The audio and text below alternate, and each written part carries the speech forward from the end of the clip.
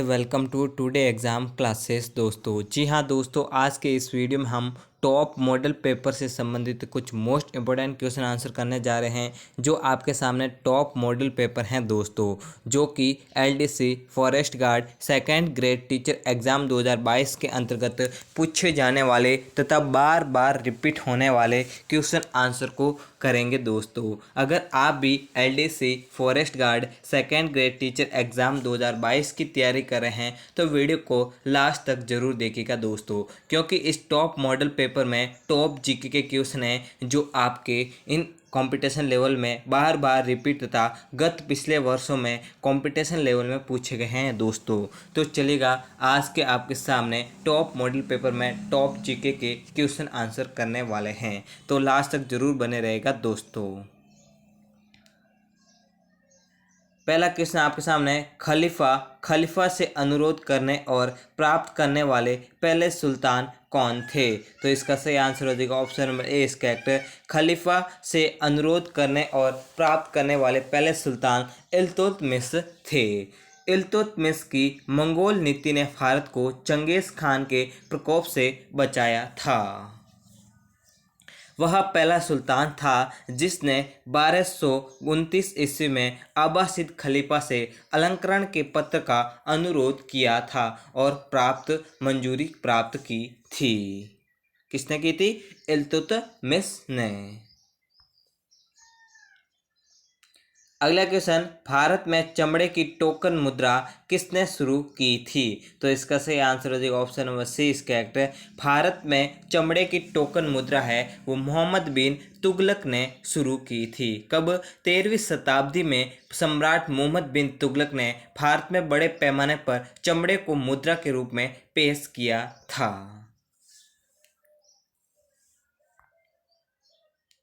Next question आपके सामने, Iran, Iraq और आधुनिक तुर्की के शासक तैमूर के उत्तराधिकारी कौन थे? तो इसका सही आंसर हो जाएगा option number A correct. Iran, Iraq और आधुनिक तुर्की के शासक तैमूर के उत्तराधिकारी हैं वो मुगल वंशज थे। मुगल शासकों के दो महान वंशज थे, वे अपनी माता की ओर से मंगोल जनजातियों चीन और मध्य एशिया के शासक चंगेज खान के वंशज थे। तो मुगलों को अपने तैमूर वंश पर गर्व था कि कौन से उत्तराधिकारी थे? मुगल वंशज थे। कौन कौन से? ईरान, इराक और आधुनिक तुर्की के शासक तैमूर के मुगल वंशज का शासक था। अगला क्वेश्चन आपके सामने, अमीर खुसरो एक क्या थे? तो इसका सही आंसर हो जाएगा ऑप्शन ए करेक्ट। अमीर खुसरो एक कवि थे। अमीर खुसरो एक सूफी संगीतकार, कवि और विद्वान थे। वे फारसी की कविताओं की कई शैलियों के विशेषज्ञ भी थे।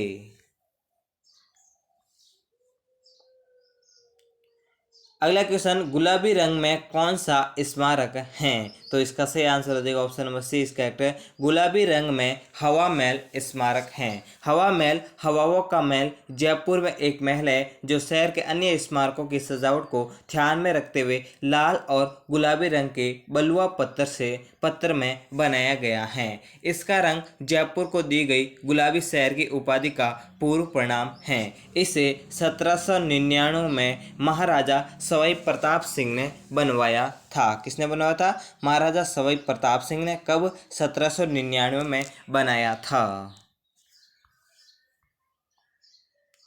नेक्स्ट क्वेश्चन, किस स्मारक को ड्रीम इन स्टोन्स के नाम से जाना जाता है? तो इसका सही आंसर हो जाएगा option number D is correct. Panchmahal स्मारक को ड्रीम इन स्टोन्स के नाम से जाना जाता है। फतेहपुरी सिकरी के प्रसिद्ध संरचनाओं में से एक पंचमहल को पत्र में सपना डेरेक ओ बरियान द्वारा डेरेक के साथ डिस्कवर के रूप में जाना जाता है। इसे मुगल ने महिलाओं और हरम की महिलाओं के लिए बनवाया था। कौन सा? पंचमहल। और अकबर के पोते शाहजहां ने सपने में संगमरमर ताजमहल बनवाया था। नेक्स्ट क्वेश्चन, बहादुर शाह प्रथम का जन्म किस वर्ष में हुआ था? तो इसका सही आंसर हो जाएगा option number 20 correct. Bahadur Shah प्रथम का जन्म है वो 1643 में हुआ था। बहादुर शाह का जन्म है वो 14 अक्टूबर 1643 को बुरहानपुर में छठे मुगल सम्राट औरंगजेब और उनकी दूसरी पत्नी नवाब बाई के यहाँ हुआ था। वह भारत के 7वें मुगल सम्राट बने और 1707 से लेकर 1712 तक वह अपनी मृत्यु तक शासन किया था।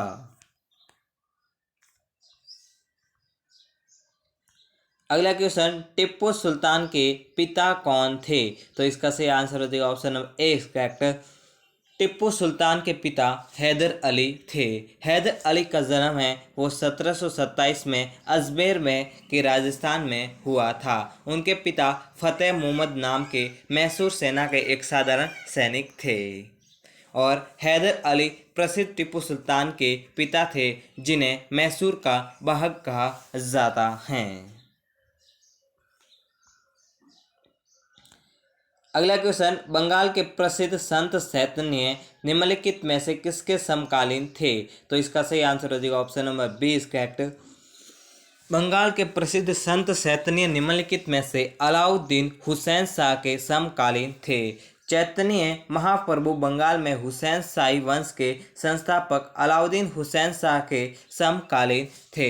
हुसैन शाह का शासनकाल अपनी प्रजा के प्रति धार्मिक सहिष्णुता के लिए भी जाना जाता है और हुसैन शाह ने धार्मिक प्रचार में चैतन्य को भी सभी सुविधाएं हैं वो प्रदान की थी। किसने? अलाउद्दीन हुसैन शाह ने। नेक्स्ट क्वेश्चन, अमरोहा के युद्ध 1305 में दिल्ली सल्तनत ने किसे पराजित किया था? तो इसका सही आंसर हो जाएगा ऑप्शन नंबर 20 करेक्ट। अमरोहा के युद्ध 1305 में दिल्ली सल्तनत ने मंगोल सेना को पराजित किया था। नेक्स्ट क्वेश्चन आपके सामने, सिख पवित्र ग्रंथ आदि ग्रंथ में किसके संद पाए जाते हैं? तो इसका सही आंसर हो जाएगा option number D correct. Sikh पवित्र ग्रंथ आदि ग्रंथ में कबीर संद के पाए जाते हैं। कबीर रामानंद के सबसे प्रसिद्ध शिष्यों में से एक थे। 15वीं सदी के भक्ति कवि और संत थे। इनके संद सिख पवित्र ग्रंथ आदि ग्रंथ में पाए जाते हैं। किसके ग्रंथ? कबीर दास जी के ग्रंथ पाए जाते हैं। अगला क्वेश्चन, निम्नलिखित में से किस संत द्वारा सुहरावर्दी आदेश को कश्मीर में लोकप्रिय बनाया गया था? तो इसका सही आंसर हो जाएगा option number B correct. Makhdoom Hamza संत द्वारा सुहरावर्दी आदेश को कश्मीर में लोकप्रिय बनाया गया था। वहाँ कश्मीर में शिया प्रभाव के पक्ष में नहीं थे और इसे कमजोर करने के लिए लगातार प्रयास करते थे।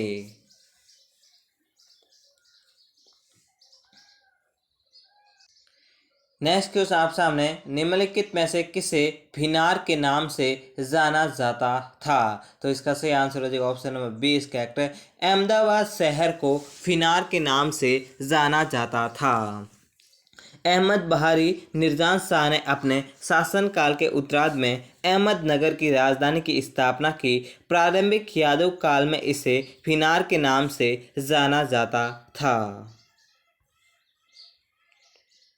अगला क्वेश्चन, बहमनी साम्राज्य के शासकों ने किस भाषा को प्रोत्साहित किया था? तो इसका सही आंसर हो जाएगा option number C correct. Bahmani साम्राज्य के शासकों ने अरबी भाषा को प्रोत्साहित किया था। बहमनी साम्राज्य के शासकों ने शिक्षा पर बहुत अधिक ध्यान दिया था। उन्होंने अरबी और फारसी भाषा को सीखने को प्रोत्साहित किया था। नेक्स्ट क्वेश्चन आपके सामने, नेशनल टाइगर कंजर्वेशन अथॉरिटी की स्थापना कब हुई थी? तो इसका सही आंसर हो जाएगा option number B correct. National tiger conservation authority की स्थापना है वो वर्ष 2006 में हुई थी। अगला क्वेश्चन, भारत का पहला कार्बन डाइऑक्साइड मापन स्तंभ किस प्रदेश में लगाया गया है? तो इसका सही आंसर हो जाएगा option number D correct. Bharat का पहला कार्बन डाइऑक्साइड मापन स्तंभ है वो उत्तराखंड प्रदेश में लगाया गया है। अगला क्वेश्चन, निम्नलिखित में से क्या वन्य जीव व्यापार निगरानी नेटवर्क हैं? तो इसका सही आंसर हो जाएगा option number A correct. Traffic हैं, TRAFFIC एक वन्य जीव व्यापार निगरानी नेटवर्क है। इसकी स्थापना है वो 1976 में हुई थी और इसका प्रमुख मुख्यालय वो न्यूयॉर्क में है। कहाँ पर है प्रमुख मुख्यालय? न्यूयॉर्क में है। स्थापना 1976 में हुई थी। अगला क्वेश्चन, एशियाई शेर भारत के किस राज्य में पाए जाते हैं? तो इसका सही आंसर हो जाएगा option number A is correct. एशियाई शेर हैं वो भारत के गुजरात राज्य में पाए जाते हैं। एशियाई शेर गुजरात के गिर के जंगलों में पाए जाते हैं। भारत दुनिया का सबसे बड़ा जैव विविधता वाला क्षेत्र है। नेक्स्ट क्वेश्चन आप सामने, भारत में दुनिया की प्रजातियों का कितने प्रतिशत हिस्सा है? तो इसका सही आंसर आ जाएगा, भारत में दुनिया की प्रजातियों का 7 से 8% हिस्सा है।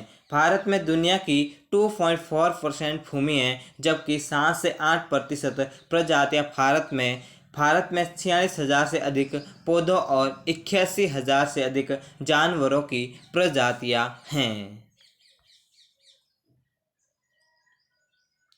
अगला क्वेश्चन, जलवायु परिवर्तन आकलन NICCA के लिए भारतीय नेटवर्क में संस्थानों की संख्या क्या है? तो इसका सही आंसर हो जाएगा option number D is correct. जलवायु परिवर्तन आकलन INCCA के लिए भारतीय नेटवर्क संस्थानों की संख्या 127 हैं। कितने हैं टोटल? 127 हैं। अगला क्वेश्चन, जलवायु परिवर्तन पर नवंबर 2015 में सम्मेलन कहाँ हुआ था? तो इसका सही आंसर हो जाएगा ऑप्शन ए इज करेक्ट। जलवायु परिवर्तन पर नवंबर 2015 में सम्मेलन है वो पेरिस में हुआ था। इसमें अनेक देशों के राष्ट्र अध्यक्ष उपस्थित रहे थे। अगला क्वेश्चन आपके सामने, डेसिबल इकाई का प्रयोग किया जाता है? तो इसका सही आंसर हो जाएगा option number C is correct. Decibel इकाई का प्रयोग है वो ध्वनि की तीव्रता के लिए किया जाता है।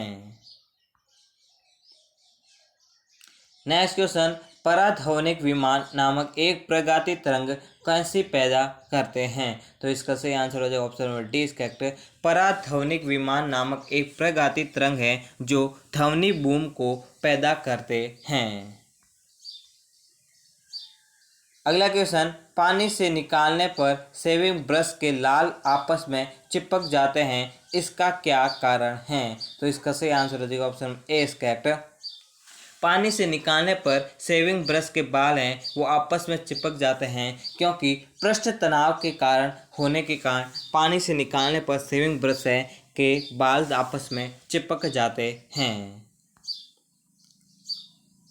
नेक्स्ट क्वेश्चन, बॉल पेन किस सिद्धांत पर काम करता है? तो इसका सही आंसर हो जाएगा option number C is correct. Ball pen है वो गुरुत्वीय बल के सिद्धांत पर काम करता है। अगला क्वेश्चन, नमी की माप को किसके द्वारा दी जाती है? तो इसका सही आंसर हो जाएगा option number D is correct. नमी की माप को हाइग्रोमीटर के द्वारा की जाती है। किसकी? नमी को मापने के लिए हाइग्रोमीटर के द्वारा नमी की माप को मापा जाता है। अगला क्वेश्चन, हाइड्रोलिक प्रेस में किसका उपयोग होता है? तो इसका सही आंसर हो जाएगा option A is correct. Hydraulic press में है वो पास्कल के नियम का उपयोग होता है।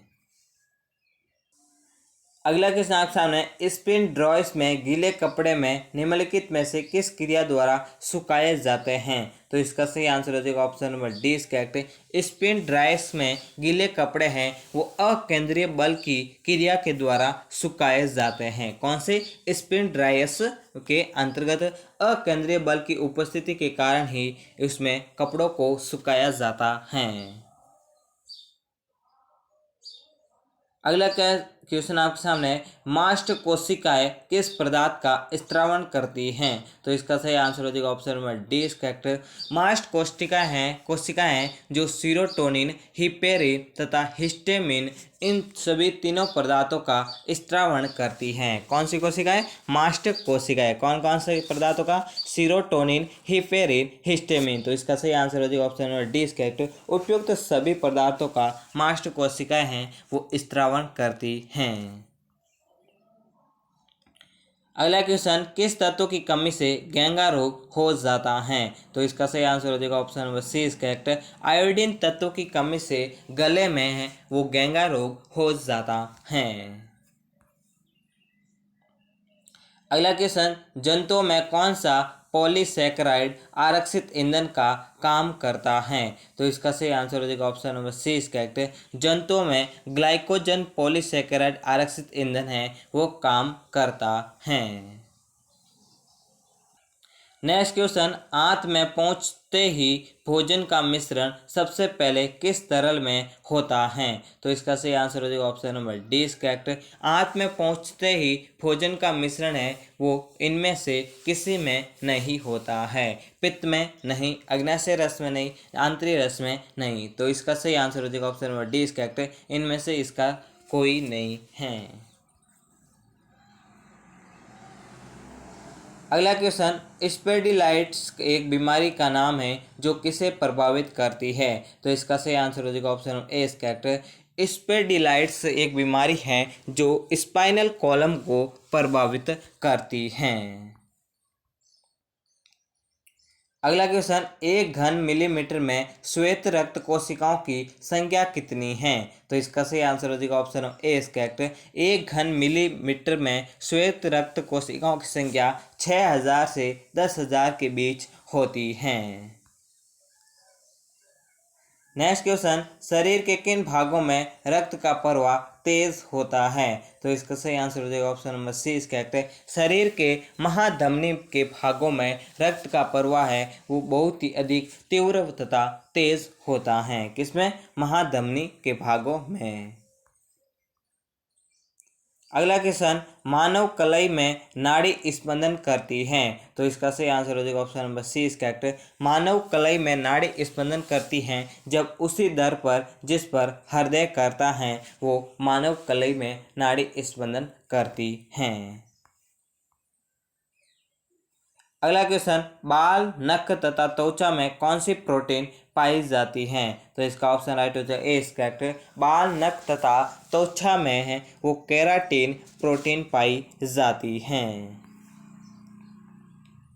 अगला क्वेश्चन, विश्व थिएटर दिवस कब मनाया जाता है? तो इसका सही आंसर हो जाएगा option number C is correct. विश्व थिएटर दिवस है वो 27 मार्च को मनाया जाता है। पहली बार विश्व थिएटर दिवस का संदेश जीन कोस्टेलो द्वारा 1962 कब 1962 में लिखा गया था। अगला क्वेश्चन, नोबेल पुरस्कार विजेता रविंद्रनाथ टैगोर का जन्म दिवस किस तारीख को मनाया जाता है? तो इसका सही आंसर हो जाएगा option number D is correct. Nobel पुरस्कार विजेता रविंद्रनाथ टैगोर का जन्म दिवस है वो 9 तारीख को मनाया जाता है। रविंद्रनाथ टैगोर की जयंती को लोकप्रिय रूप से 25 बाई शक कहा जाता है।